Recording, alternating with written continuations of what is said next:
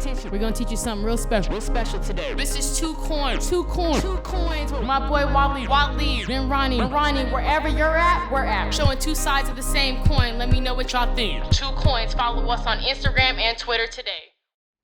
And welcome back to the Two Coin Podcast. It's your boy Ronnie. And I'm your brother Waleed, the other side of the coin. Today's episode is brought to you by Riverside FM. We're not getting a check for this, but salute to them for making our lives a lot easier on this virtual podcast recording. Nah, facts, man. Honestly, makes shit a lot easier. You know, first time doing this. Actually, not the first time. It's our second time, but yeah, but we still kind of like novices when it comes to the whole digital, virtual type shit. You know.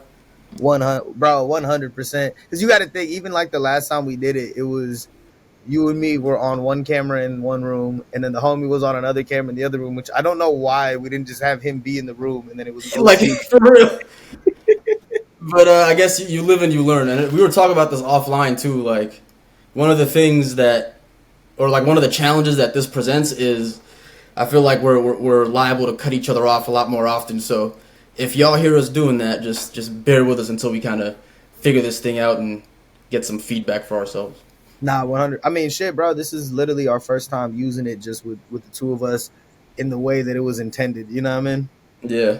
But hey, I'm excited for it. Yeah, bro. It's it'll open up a new chapter, so hopefully we'll start releasing more episodes soon. Hell yeah. I mean, for those of y'all that don't know, and for those of y'all that give a fuck, like we in two different cities, so that's half the reason we try to keep it just an in-person pod. But Yep. you know, it's time to grow up just like everybody else. For real, start figuring shit out. Hell yeah, man. So, where you want to start this off at, man? I know. Well, I got a topic for you because I know we both are freestyling right now. We didn't come in prepared with nothing. But first thing that comes to my head is that I think was it last week or 2 weeks ago that I went to the Sunday Larry June show in Oakland, and then you went to the Monday one. I'm pretty sure we more or less got to see the same show just on different days. But what was your opinion of the whole performance and him as a performer? So it's like a two-part thing, right? So I was actually talking with my new roommate, Don. Salute to Don. Shout out to Don. So it was me, him, Alex, and the homegirl Yada. We all went out there. It was a cool ass vibe. As far as just like the energy was on point. I loved it. Old boy did his thing. But we were talking about as far as just like performance wise, and I gotta say, like as a performer, he ain't really do much but just hop on stage and just spit a couple bars. Like, you know what I mean? Yeah. Like, he's really talking about it. But, like, it kind of, like, you know those performances you would see back when the homie going on, he got a show coming up and you go and the homie killing it just on stage. Mm-hmm. Ain't no lights, ain't no, like, I've been to real performances. Like, not to say Larry June, they have a real performance because, you know what I mean? It's super late music, it's smoking music, stoner music. But, like, I've been to Cole's concerts, I've been to Kendrick's concerts, like, you know what I mean? I've went an Anderson .Paak concert. Like, these are performers. Like, to be honest, hands down the best performer I've ever seen, Anderson .Paak. Just for the way he knows how to maneuver a stage. Now, personally, the best overall show I've been to was the Kendrick Damn Tour. Because there was, like, a lot going on besides just, like, you know what I mean? He gave you a movie or an experience. So, in that sense, Larry really ain't do that. But did I have a good-ass time? Yes. Was I high as shit? Yes. Was it a memorable experience? Yes. And that's on a Monday too, so. Bro, like I made it a whole thing. Like I actually went to the concert with my brother. And you know, we live in Monterey, that's like almost 2 hours away. So we got to see the concert on a Sunday night, and then we got a hotel room, stayed the night and everything. So made a whole little mini trip out of it. But yeah, bro, I agree with what you're saying, but I feel like it was worth the price of admission for what we got. All 100. I only paid like $30 for like the pre-sale, so I'm like, I feel like I got my money's worth. Bro, you know what's crazy? What's crazier about that? The homie got it for $16 a ticket 2 days before. For real? I'm telling you, man. Like these concerts, these shows, if you just wait it out, sometimes it's worth it. Now, on the flip side, you know that whole Taylor Swift concert that was like her whole tour that she's doing. Yeah. The cheapest tickets are the tickets when they first came out. Peep this, bro. The cheapest tickets was $80. Damn. The resale cheapest ticket you could get was was $1,300. What the fuck? 1,300, and those are nosebleeds tickets, not like up front. Up front floor seats was going for a minimum of 13K. Bro, because she's selling out arenas, man. So those like for her fans, those types of seats are like prime time. I feel like only her, Bad Bunny, and like Beyonce could do the Now, type of numbers they're doing. now here's the thing, bro. Does Beyonce even do those kind of numbers? Like I know Beyonce tickets that have gone for 4, 5, 600. Maybe I'm not as tapped in with that, bro. Like I mean, I I feel wouldn't like know. Taylor Swift's audience and her like this last tour was real eye opening because I knew she was big, bro. Like you know what I mean, but I didn't realize like how big she Yeah, was. And she's only 33. She's young as I mean, fuck. she's Bro. technically You said what? she's technically a veteran. She's been around for forever, bro. Like she's been around for forever. Like as long as I can remember, she's been like out in the spotlight. Ever since I was in middle school, at least, Hey, So it's pretty crazy the longevity. Shout out to Kendrick for piping that, man. He got one for the. Hey, we don't start gossip rumors on the podcast. No, I'm kidding. Nah, man. I mean, that shit crazy though. Like, concert tickets, the prices, stuff like that. But anyways, going back to Larry June, bro. Like, I was happy I got to see him. It was a great time. The one thing, bro, I heard on Wednesday's show, he ended up bringing out The Alchemist. He had another show on Wednesday too. Yeah, it was either Wednesday or Tuesday, but it was a show right at like a day or two after us. He ended up bringing out Alchemist, and I was like, damn, that's dope as fuck. you know what I mean? Like to have both of them perform their album together, and like either way, Yeah, because I don't think any of the tracks that he performed, at least on Sunday, I don't think any of the tracks were Alchemist produced. I could be wrong, but I just don't recall off the top of my head if he performed any songs from his catalog that were Alchemist produced. So that's dope that he brought him out. Nah, I mean, but he had to though, because you got to think his last project, like his most recent project, was entirely produced by Alchemist. You know what I mean? Yeah, I'm So this- bugging. But no, you're right though. Like he's more likely. I'm pretty sure they ran through the whole album because they didn't run through the whole album when we were there. Oh, okay. You know what I mean? Like he kept bouncing around from project to project, played some fire ass tracks. But one thing I will say though, bro, like that was my first time going to the Fox Theater. Oh, for real? Yeah, I didn't realize how dope of a venue that was. Like, I was just gonna say it's a great venue because, like, number one, like it's underrated when you go to a concert and you have like the option to sit. Obviously, like when he was performing, everybody was standing up out of their seat, but like I felt my legs getting tired a little bit because I was sitting there gigging, So like I got tired after a little bit. So having the option to just like sit down, kind of like scroll on your phone, just sip on something for a little bit. Motherfuckers were pulling out like blunts and just sitting there just chiefing. just cheap. And it's like, bro, it was a vibe. Nah, yeah. I remember. I remember like even right when we got there, the one thing I will say was just like my boy took a long time to get there because the show started at what 8, right? I'm like I'm not pulling up at 8. We pulled up at like close to 9, and even when we got on 9, it was one of his knockoff homies like spitting, which I'm not hating. Put your boy on, but I'm like, bro, I didn't come to see you. Was it Monroe Flow? Monroe Flow. Monroe Flow. Yeah. He was actually not bad though. He's actually not bad. No hate. I'm not hating, bro, but I'm just like I'm not about to go fucking rush to my seat to go see Monroe Flow. You feel me? Like, Yeah, this is what it is. But we made the mistake of showing up on time, so I actually got to see his whole performance. Not half bad, but when you're the opener, it's kind of tough because everybody waiting for the main performer. yeah, I mean, Yeah. bro, that's the one thing I realized though, because at least with shows like depending on who it is, but I'd say for the most part, bro, like you kind of just got to know, like whoever you came to see is not coming on stage when the doors open. They probably not coming on stage for the first hour and a half, 2 hours. Especially if they're a rap artist. Especially. Nah, that part. Well, hey, did y'all end up having an encore over there when you was there? Yeah, I think the last song that he performed was Smoothies in 1991. Everybody was going stupid when he performed that. And so, like, the crowd got loud, and then he performed, like, 2... I think they might have been unreleased songs. Or I just haven't heard them, but... Bro, he performed 2 songs after that. He played a single that's supposed to come out. I forgot the name of it, bro, but, like, just with everything I've been going through recently, Like I ain't even gonna lie. Even the dude that he was featured on, like I gotta actually talk to the homegirl because she recorded the entire. She recorded that entire set, Yeah. but I was like, yo, it was an amazing song. Like old boy that he had featured on it was spitting way harder than Larry too, so I'll give him that. But Hmm. yeah, man, for y'all listening, be on the lookout for that single I can't remember the name of.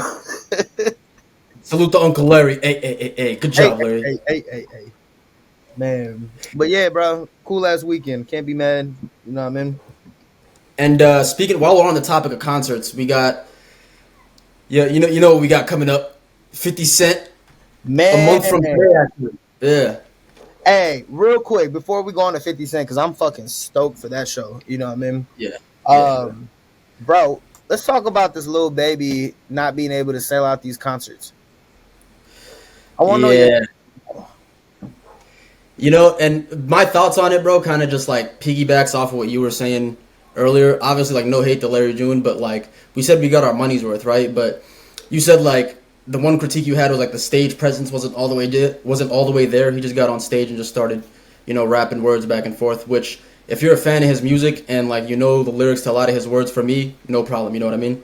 yeah, But I feel like for the average person who's going to like a music show, say it's like somebody who is a fan of the artist, and then it doesn't even have to be like specific to Larry June, but like they're a fan of the artist, and then they invite their friend who never heard their music before to come to a show just to put them yeah, on, right?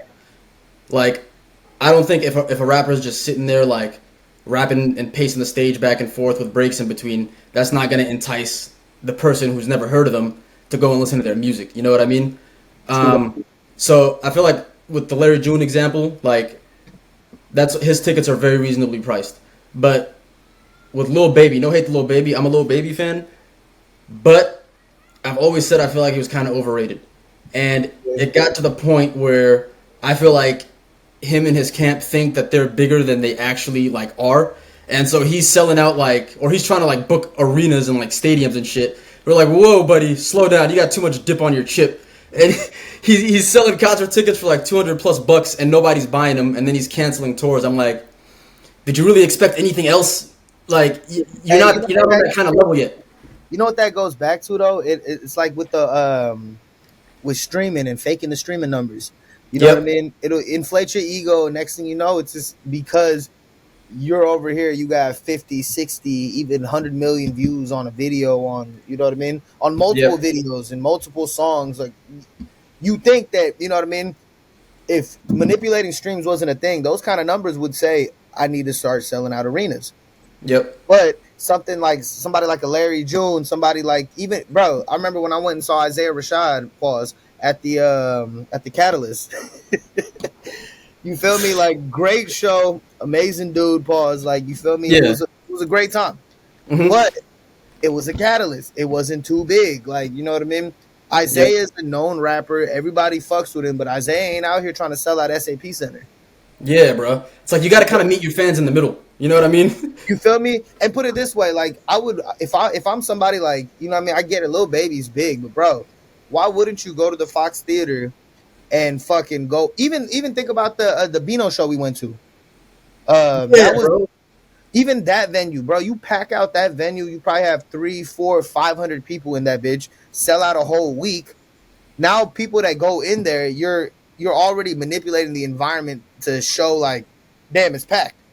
Versus Yep. you go to SAP Center and you sell 1,000 tickets, motherfuckers turn around, look at the nosebleeds, and that shit's empty. It's just like, Yeah. damn, motherfuckers really must not be fucking with him. Like, you know what I mean? Exactly. Like if you got a smaller venue, because like I forgot what the name of the venue was in Oakland that we saw Beano at, but you're Yeah, right, bro. You packed that motherfucker out. you know what I mean? So Like, and that spot wasn't even that much bigger than like say like the Catalyst in Santa Cruz. at, So to be honest, I would say it was a little bit smaller than the Catalyst. yeah, but if you got A it little. packed out, the optics of that look better than like a 75% full like SAP Center arena, where it's just like, bro, you Exactly. don't got that kind of juice yet. Like it's okay, it doesn't have to be a hit to your ego to perform at a smaller venue. But I feel like with rappers, that's what it kind of comes down to. I mean, bro, put it this way: like, look at somebody like a Kevin Hart, right?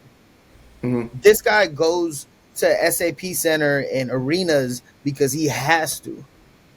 Yep. Because if Kevin Hart comes and performs at the Improv now, which I'm not saying that he's too big. I mean, he is too big for it, but like he, like, you know what I mean. Dave Chappelle likes to go and fucking be in an intimate crowd and performing it, like, you know what I mean, with a smaller group, because those people really fuck with you. You can really give them a show. Yep. But when you're somebody like a Kevin Hart, who you're just blown up, you know, if I go perform a weekend at the Improv, those tickets are sold out the day after they come out. Facts. You know what I mean? And then ticket scalpers, motherfuckers is reselling, and you know what I mean? It's basic supply and demand, bro. You got to know yourself as an artist, or like whatever. Yeah. I mean, shit, bro. You got to keep it real with yourself at a certain point. Like, exactly. You are not him. Like, which reels us back to our like topic before this.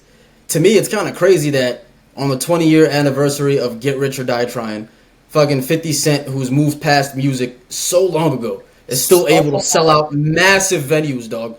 Like, he's a fucking legend. And like, this is the year I finally started like truly realizing like how much of an impact he had on my like hip hop upbringing. You know what I mean? First time I heard that nigga, I was like 7 or 8 years old, and I was like, "Who the fuck is that? Superhero, like an action figure or some shit." Man, bro, bigger than life. And it's, you know, it's wild that you say that. Like, I really didn't start appreciating him until I got older. Because obviously, like, I was a huge 50 fan growing up, and I'm not gonna lie, like, in that side of the beef, like, yeah, bro, I rolled with the game just from, you know what I mean, being a West Coast kid and this and that.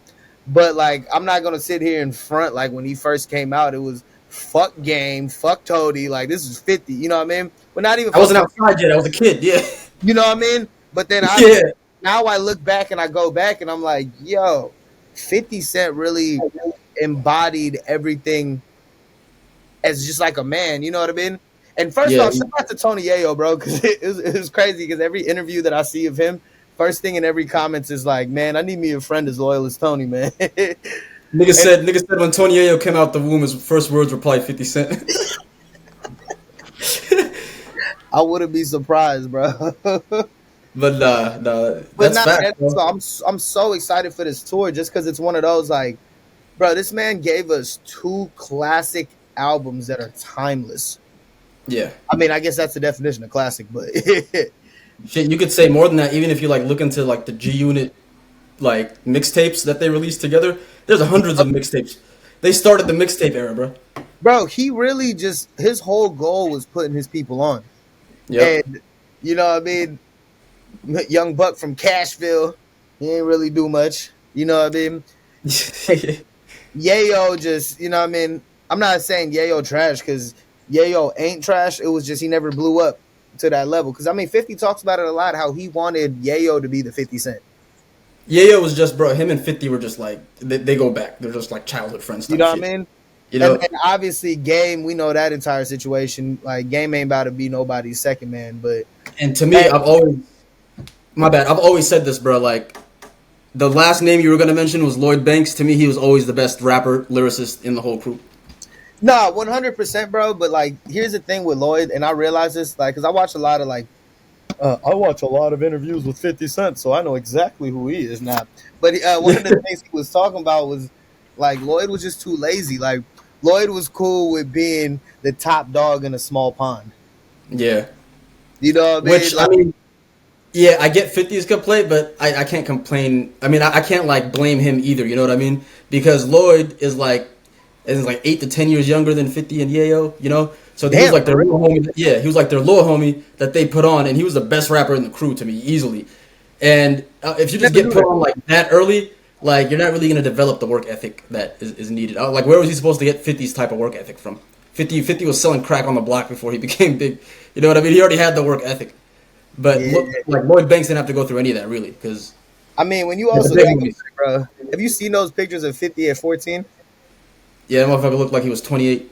I'm like, yo, bro. Like, yeah, he's different, bro. Oh, brolic ass. But, bro, I'm surprised that the tickets sold for so cheap. I would, like... Because some niggas that I asked, they're like, nah, bro, I'm not trying to go. But, bro, you realize 50 Cent's a legend. And he's like... This is his last music tour ever. I don't know, like, if I'm never gonna get this chance again, like, I want to go see him, bro. Hey, you know what this kind of reminds me of? Obviously, 2 different not genres, but two different classes.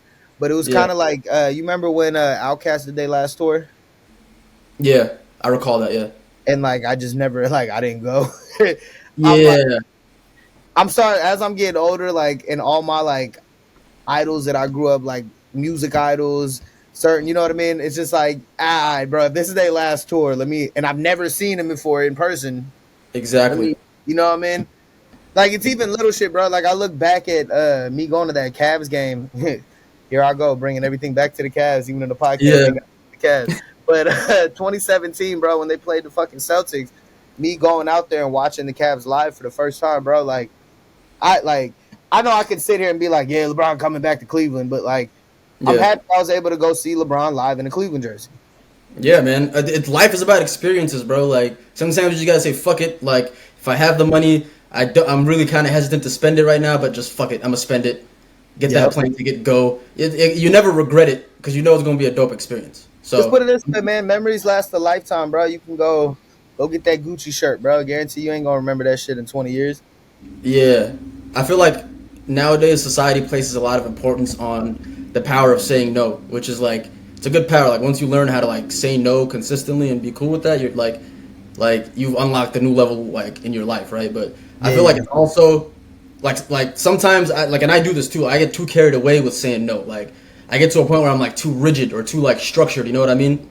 Whereas like the best moments in life happen out of just being, hey, bro, you're trying to just go to the But, show. Let's but just go. see, hey, but I'll give you one more, bro. Like saying no depending on the situation. Like going to a 50 Cent show on a Saturday, whatever, right? Like, yeah, bro, fuck it. Like, fuck it, let's Yeah. do it.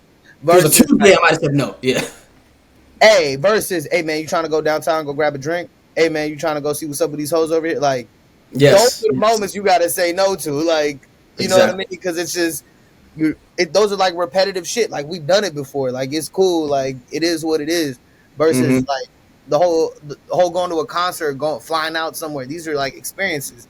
And Yeah. especially like, bro, the one thing I realized, like talking to a lot of people that are from like out of town or from out of the state, Hmm. like the fact that our baseline of living is so high in Cali, our vacations can be fucking amazing. Yeah. When we go to That's fact. vacation, we not like imagine somebody being in fucking Kansas City, Missouri, right? And they're like, I'm about to go vacation in Cali. Bro, Yeah. you feel like, damn, bro, I blew a bag in Cali. Yep. Yep. Versus If you you switch the same person goes out to Kansas City, Missouri, like, yo, I had a cheap ass vacay in Missouri. Like, you know what I mean? and I got some money left over to bring back with me, fuck yeah. You feel me? So it's just one of those like, and especially us being in the Bay Area, and like me specifically being in Silicon Valley, I'm like, yo, like partying out here is low key expensive. It just don't feel that way because you making the bread. Yeah, bro. One night out, or God forbid, 2 nights out in a row, bro. That's five. You're spending some good money, like, That's five, bro. You blew half a band. and you don't even realize it too. You're just doing regular shit, like, oh, let me get some food, let me get another shot. And it's like next thing you know, you're running up like a whole fucking bill. Bro, perfect example. Like last night, I went out on some simple shit. You know what I mean? Me and homegirl, we kicking it. Fucking met some people outside. Like boom, Hmm. boom, boom. Couple shots here, couple shots here. 2 regular drinks. Boom, $100 down the drain. Like Like, what? God damn, I can't have a meal with my friends and just unwind from the week without fucking. Man, bro. I remember when me and Mark was out in Cleveland, bro. Like, bro, we was over here shot, just drinking, eating, doing all this shit. Old girl came back with the bill, $54. I'm like, wait, word? Like, Bruh, here that's like a simple meal for two with like maybe a glass of wine for each person. Yeah, you run at least $54. no, That's you're what getting one glass of wine to share between two people. Yeah, and like $54, yeah, and a simple dinner plate. no, that's if we ordering from the 2 for 30. Like, Yeah, bro, you go to Chili's and spend that quick. Walk out sober than a motherfucker. motherfuckers be over here like, damn, bro. Yeah, bro. Vacations though, man. Shit, hey, fucking damn, bro. I was about to ask you something. Well, clearly, I can't ask you now because I forgot it. But hey, we always got to get back to the basketball shit. Yeah. The reason why I'm asking this too is because I was just watching Chet Holmgren's interview on All the Smoke, Hmm. I'm not gonna lie, bro. Like these Thunder might actually be making some noises coming here. I didn't even know he was on All the Smoke. Was he like, yeah, bro, we're just gonna totally fucking kill it this year? Okay, see, baby. You know what's crazy? I thought that too, bro. But like, You cool? yeah, his energy cool as fuck, bro. Like Yeah. his energy that I witnessed through a screen while Yeah. he was talking. Whoa, hey, yo, buddy. No, I'm just kidding. Hey yo, How old is Chet? Chet is 21 years old. Damn. Okay, bro. He's still 21 years. and he low key did bulk up in the offseason, to be honest. Like he does look like he's still kind of skinny, but he looks a lot bulkier. You know. Looks a lot bulkier. I think the Then word I'm like looking for is yeah, thick. pause. Compared to last season, where this nigga was like a pencil stick. Nah, I mean shit. That's why he got fucking dunked on by LeBron and broke his whatever. Yeah, Or bro. tore that ligament. Either way, no, I just say that to say, bro, like I didn't realize how deep OKC's roster is, but it's wild because the oldest dude on their team damn near is Lou Dort, Bro, and he's like their best defender. How old is Lou Dort? 25, 26. Yeah, bro. You like sky's the ceiling if that's your oldest player. Bro, throw some vets in there, you know what I mean? Yeah, they need to get some like solid vets just to come off the bench. You know what I mean? Like that's how you start every dynasty. If you remember like the Warriors, bro, 2012, 2013, like Steph, Clay, and Draymond were all still young as hell. Do you remember when they had Jarrett Jack and Carl Landry coming off their bench? You said who? Jarrett Jack and Carl Landry. Off the Thunder's bench? No, it was Jarrett Jack and Jermaine O'Neal off the Warriors bench. It was like 2012, 2013. This is so wild. Yeah, I do remember that. I do Like, remember bro, that. like honestly, how big do you think Jermaine O'Neal's presence was for like Draymond Green, for example, and Jarrett Jack for Steph Curry and Clay? I'm not gonna lie, Jared Jack, that name has always just sounded like a fucking folklore character. Nigga's last name is Jack. My name is Jared Jack. I got a business stock. Yeah, I feel it. I feel the same way. But But no, you get my point though, right? those are solid vets to have for young up and coming stars. OKC needs to follow that same model. They don't need to be like all-star caliber vets, just vets that know what the fuck they're doing and can put up numbers. The one thing about OKC, bro, like they can go get them vets that are good in their prime right now. With the amount of assets these fuckers got, like, They can pay niggas. Like, bro, they got a lot of money. bro, you know how many draft picks that they got stockpiled? Like, Mm-hmm. you talk about like moving on. Like, granted, going from KD, Russ, and Harden, and Ibaka, like, and Reggie Jackson. Like, I'm not gonna lie, just naming those 5 off the top is like, damn, that's a championship squad, bro. Like, Yeah, bro. Like y'all should have won at least one with them.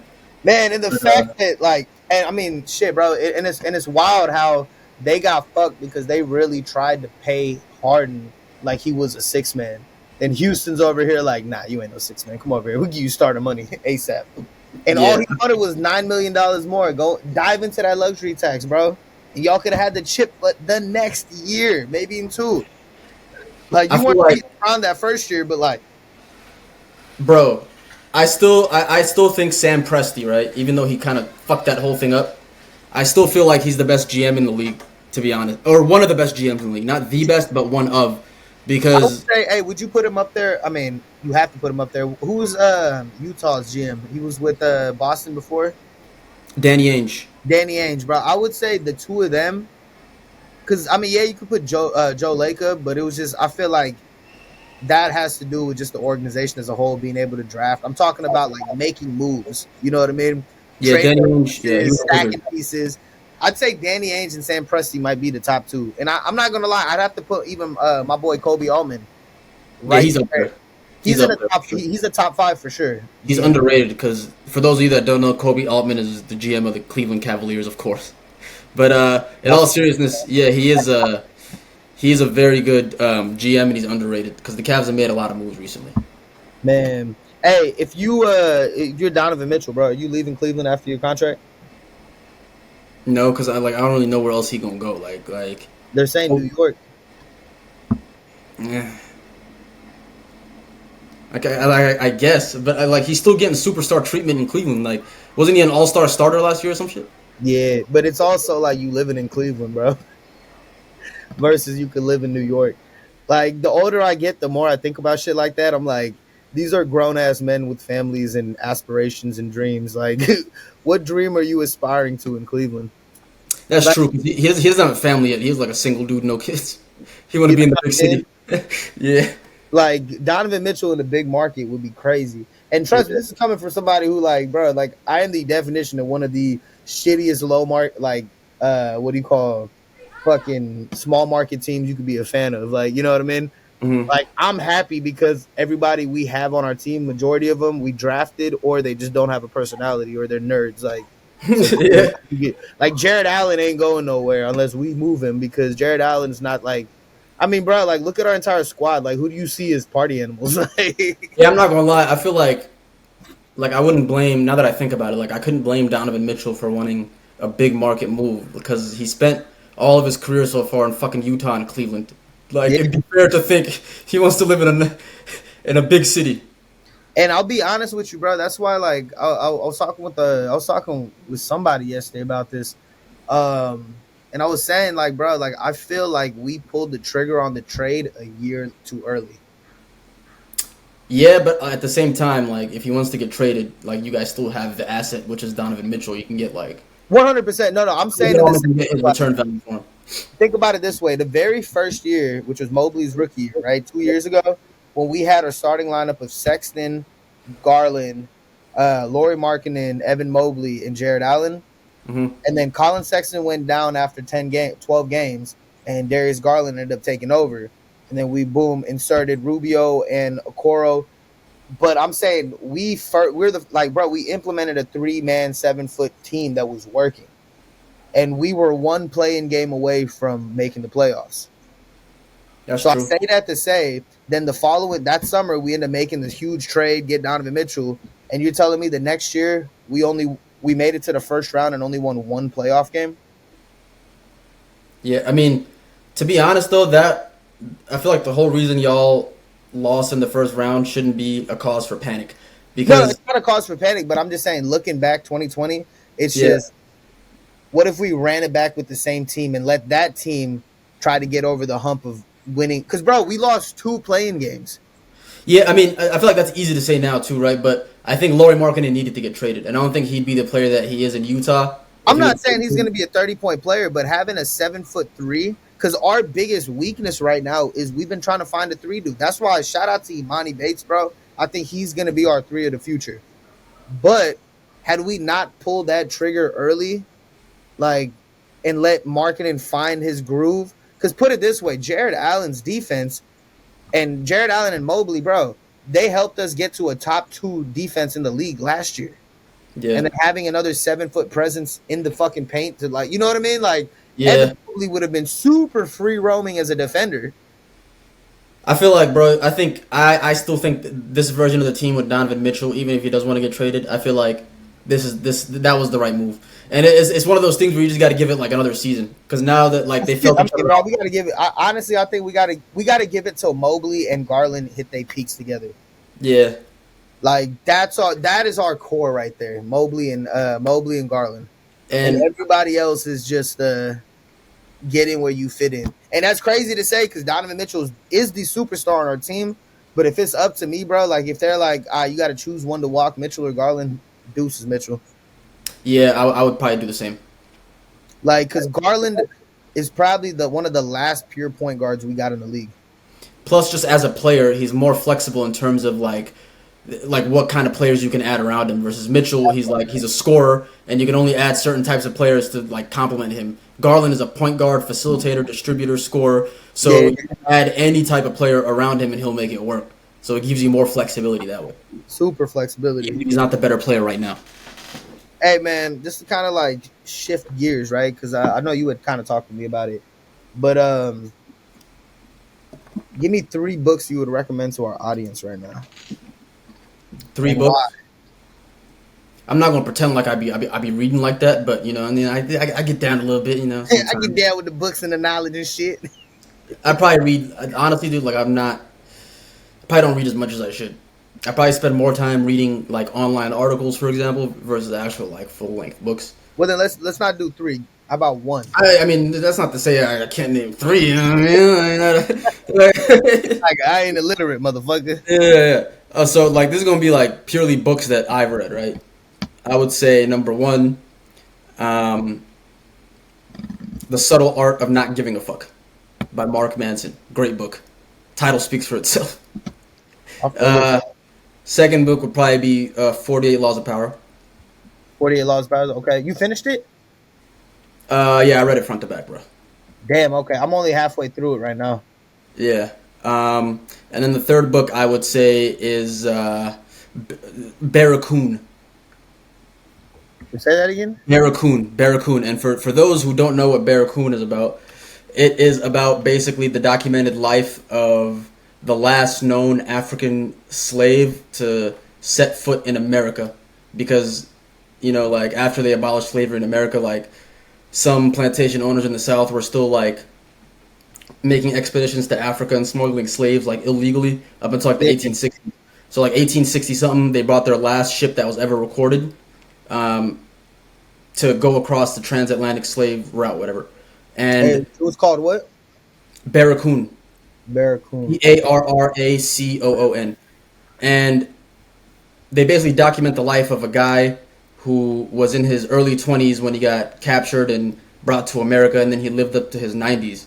And the author Zora Neale Hurston, she's like a famous like black or African American author that she was like in the 1920s or 30s. She went over to like where he lived in South Carolina to interview him about his life, and she transliterated everything. And like they actually just released like an updated version of that 1920s book like 100 years later type shit. So I would check it out. Like look it up. Barracoon. Really good book, bro. It's fucking eye opening as fuck. Damn. Okay. Okay. No, I'm peeping it right now. But yeah, those would be my three. Same question over back to you, dog. I mean, to keep it a buck with you, you say you ain't read like that. You know, if you don't read, I don't even know what a word means. Nah, in all seriousness though, like I've been trying to get back into reading. These, like especially this year, the past year. Yeah. So I only got two books. Like I'm not even gonna front. Like yeah, I'm going through a couple books, but two books that I fully read all the way through. Mm-hmm. The first one has to be 50 Cent's Hustle Smarter or Hustle Harder, Hustle Smarter. Yep. Uh, That was on my list actually. a lot I of want to get to that the one. a lot of the stuff he was talking about in that book, just with his personal life and connecting it to where he's at now, it was Yep. like not I don't want to just say just eye opening. It was more so it was um it was refreshing to see somebody make the connection with their current successes and tie it back to an example from their opposite upbringing, if that makes sense. You know Yeah. what I mean? And Mm-hmm. it's one of those like I mean, 50 Cent is a no nonsense kind of guy. Everything about him is just you know what I mean, super like it's one of those. He's a super matter of fact kind of dude. You know what I mean? Mm-hmm. So that is definitely yeah that is definitely something that I would recommend. The other book is 13 Things Mentally Strong People Don't Do by Mm-hmm. Amy Morin. Um, I don't know. I'll probably say that's one of the big things that I've been trying to work on this year, last year, recently, especially like in my late 20s is trying to just build that mental fortitude with just stuff that I don't want to do, stuff that I know, like you know what I mean, shit that you need to do, but it's not always the most pleasing. Or even when Yep. shit gets hard, bro, being able to just stay even keel, stay calm and collected. Yep. Yeah, that book is something that I recommend. So I know I Hell yeah. asked you for three. I'm not even gonna cap. I don't got a third one. I'm not about to be LeBron James out here, Mister. Read the first 5 pages of a book and talk about, yeah, man, you know, very impactful person. Love That shit was outrageous, bro. it. Oh my god, this nigga was walking around with the autobiography of Malcolm X as a prop. Like, dog, that shit was so funny. And the wild thing about it too is this dude is a basketball genius. Like he will break down every play that happened in a 48-minute game 7 games ago, but Yeah, but he ain't trying to get past the fifth one. that shit had me dying, bro. Like, he got caught red-handed, bro. He was like, Hey, you know the funniest one he got caught red-handed one to this day lives rent free in my head, bro. Is the Godfather one. Hey, oh LeBron, yeah, so you said The Godfather is your favorite movie. Can you give me one quote? Ah, man, there's so many to pick. Just give me one. Ah, man, I can't just do that. Like, who is this guy? They got mad at the reporter for asking him the question. Like, dog, it's a What very you gonna fair. ask me for, man? Because you said it was your favorite movie. Yeah, don't mean you gotta ask me which line I like. Oh Like, my god. Nah, that shit. That shit is that shit's funny. LeBron. Le reading. Lareed James. Nah, bro, Yeah. I was even down. I forgot what the name of the the young soccer player that was on the shop with him. And he ended up telling, he's like, yeah, you know, my coach used to always tell me this and stuck with me. And LeBron's like, yeah, that's my favorite. That's my favorite quote too. That was my boy Marcus Rashford, dog. Salute to Marcus Manchester United. Rashford. Shout out Yeah. to Marcus Rashford, bro. Nah, He's man. he's a baller, dog. Like Yeah. tangent, but yeah, he's Hey. about to have a crazy season. I just thought about this, bro, and honestly, like it'll be a great last topic, real quick. So you know how you know how the Saudis be over here dropping a bag to these players to try to have them come over Yeah. for 1 year deals. Do you think that's gonna happen with NBA players soon? Nah, they don't like basketball enough over there to start doing that. Trust me, if they liked basketball or if they gave a fuck about the NBA, they would have done that shit a long time ago. And every NBA player would be over there right now, dog. But put it this way though, now like so, soccer's been around a lot longer than basketball. You know what I mean? That's Because true. it's easier to just kick a ball, but now it's like we needed our human intellect to come up with put a basket up there. That's Instead true. of That's kicking true. the ball, let's pick it up and shoot it. Anyways, I say all that to say, like, basketball's been around way less than soccer. You know what I mean? Yep. So give it time. More leagues are coming out. Already think about it this way. I feel like in 10, 15 years, college basketball is not going to be a thing. Club basketball is going to start becoming a thing out here. Oh hell yeah, motherfuckers are gonna go to Europe. Like even American like collegiate level players, like amateur players that are gonna make it to the Why wouldn't I NBA. go over here and get a fucking mill? Yeah, and like you see how they come out of Europe ready as fuck. Like, you see Jokic, you see Luka, you see Giannis. Like, bruh, like Europe might have a better NBA prep system than our local collegiate system. You know, And name the top 5 players in the league right now. all them niggas are European. Jokic, Giannis, Embiid? like 1 or 2, however you want to do it. Embiid's up there. I don't know what number he is. This is in no order, but Jokic, Giannis, Embiid, Luka. Luka, and 5 might be an American dog. 5 might be. But even if that 5th dude is up number 1, we just named 4 players that can qualify for a top 5 in the league. Yeah, Jokic, And they all Luka, European. Giannis, Embiid, and I'd say 5 is Steph. But that's like you only got 1 American there. And then put it this way, bro. Like, even as you start going down, like, bro, Jamal Murray, one of the top point guards in the league, Canadian. Mm-hmm. You know what I mean? Shea, Canadian. Shea. You know what's crazy? That shit blew my mind. I didn't know that until this year. I connected the dots once I heard him talk in an interview. I'm like, this nigga got a Canadian ass. I just be getting baskets, eh? Yeah, I just like watching Kobe play. I wasn't really a fan of LeBron. Yeah. Wait a minute. Like, oh, he's motherfucking Canadian. But nah, like, so I say all that to say, like, bro, I could definitely see, like, because think about, shout out to Messi, first of all, like, the fact that the Saudis offered you, what, 1.6? And you like 1.6 billion, including image rights. But yeah, salute to him. But I'd say that's pretty easy to turn down when you're already generationally wealthy. yeah, I mean, you are, Like, you know, Messi. if I got 800 million in career earnings, like $1 billion isn't gonna sound as enticing as it does to the broke nigga. Like, you know what I mean? I mean, shit, you got to think 800 million in career earnings. That's not even including endorsement. Yeah, and he already has like other side ventures that he's like. Saudi is already paying him because he's like a global ambassador for Saudi tourism. Like Is he he's really? gonna fat check off of that. Yeah, dude. Like What the in fuck the does this offseason, mean? yeah, he does like commercials and like partners with like tourist companies and shit like that for investments just to like prop up tourism to Saudi Arabia because Saudi Arabia is trying to follow like the model of like Dubai and like not just rely on oil and like try to build their economy off of tourism. So they're actually smart about it. They're using one of like probably the most famous person in the planet to try and do that. You think Messi's the most famous man on the planet? Yeah, like dude, my like 92-year-old grandmother who grew up in a village knows who he is. You don't think So- LeBron's more known than Messi? Absolutely not. Messi's definitely way more known. Messi, you go to any random village in Bangladesh, they know Messi. They know Messi. Okay. Put it this way, Kobe or Messi? Messi. Still? I'd say Messi's even bigger than like Oprah. What about Jordan? Messi. Nah. 100%. 100%. 100%. Messi's already bigger than Jordan.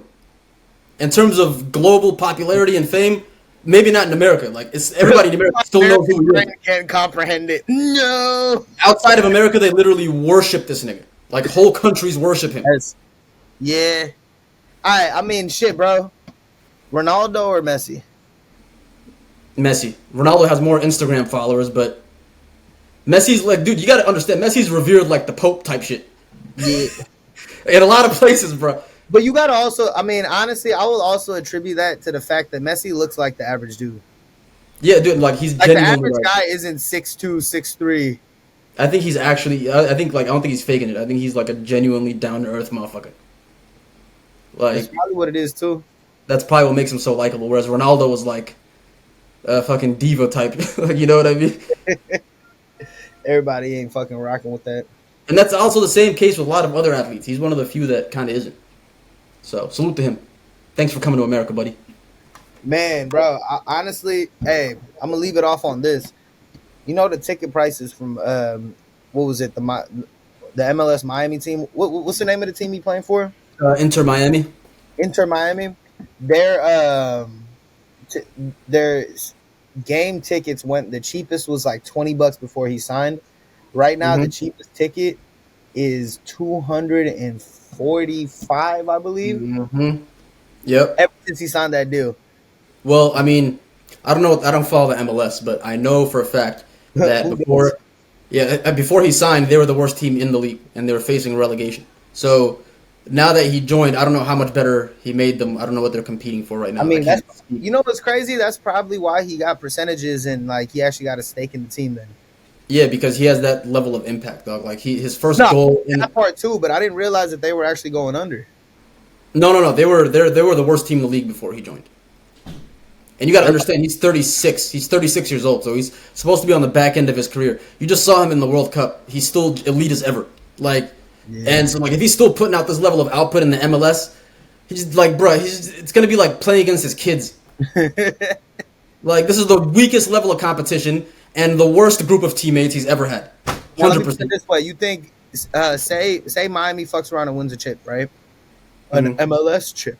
You think this is gonna like force more? Not force, but like motivate more players from Europe to start transitioning over to American soccer? No, because they don't have the level of clout that Messi does, and USA doesn't have the oil money. So no. I'm not talking about like in their prime, because it's like motherfuckers in their prime playing the NBA. Motherfuckers in their prime. No, like after they fade out of their prime. Yeah, I'm talking about in their 37, 38, 39. I think they'll go to Saudi Arabia because the earning potential at that age is way more in Saudi Arabia. And plus, just trying to build their soccer economy. Is that what it is? Yeah, they're that country is like soccer obsessed or football obsessed. You know what I mean? So, like, I'm actually not mad at what they're doing, bro, because I didn't think it would work at first. Yeah, I mean, basically every country in the world has like a soccer league. Got you. Okay. You know what I mean? Like a league where they play football, and some are bigger than the others. Like the most famous in the world are the ones that everybody follows, like the Real Madrids, the Chelseas. So the 5 most famous leagues are in England, Spain, France, Germany, and Italy. Those are the ones that the rest of the whole world follows, and then those are the teams that. Majority of the Premier League teams are all from those 5. Well, Premier League is the English league. Premier League is like the soccer league in England. It's specific to England. Champions League is the one where it's the best teams from all these. Champions League is under UEFA, which is the European Federation of Football. It's crazy. Like, yeah, football has like a whole governing body that's like the UN on like some political type shit. Like every continent has an FA, which is a football association, and then every country has their own FA, which is their own football association that manages their league. So UEFA, which is for Europe, manages the whole continent of Europe. So including those 5 countries we just named. So they set up the Champions League where the best teams from those 5 countries and the rest of Europe compete for one trophy. So it's like the most coveted trophy in the world. But okay. Saudi Arabia is in Asia. They have their own competitions going on. Okay. Yeah. Let's see. If you ain't know, now you know. IYKYK, dog. Man, come on now, talk to him. I need more people to start watching. That's why I like Messi's move to the U.S.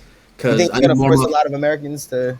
Yeah, already got a bunch of homies that are like are getting into it more and more, and like like we can actually talk about football now. And I'm just like, yes, I'm not the only one. That's crazy. Salute to Nick Parent for putting me on though. It's my brother, man. Shout out to Nick P, man. Yeah, Love my boy. He said he down for the fantasy this year, but we'll talk about that later. we'll see. Yeah. Well, shit, man. We 20 minutes longer than we thought we was gonna do. This was a great combo. It Great was in a combo. bag, bro. No more topics decided beforehand. We just come in and freestyle this motherfucker. You feel me? Especially, for the most part. You know what I mean? Like, this is cool, bro. Glad we got this done. Appreciate y'all for tuning in. Appreciate y'all for sticking around. Yeah, if you're still watching, you a trooper and we love you. Man, come on now. Yeah. Well, shit, man. It's your boy Ronnie. And on behalf of the Two Coin Podcast, I'm the other side of the coin, Waleed, and we are signing out this motherfucker. Go! Hey.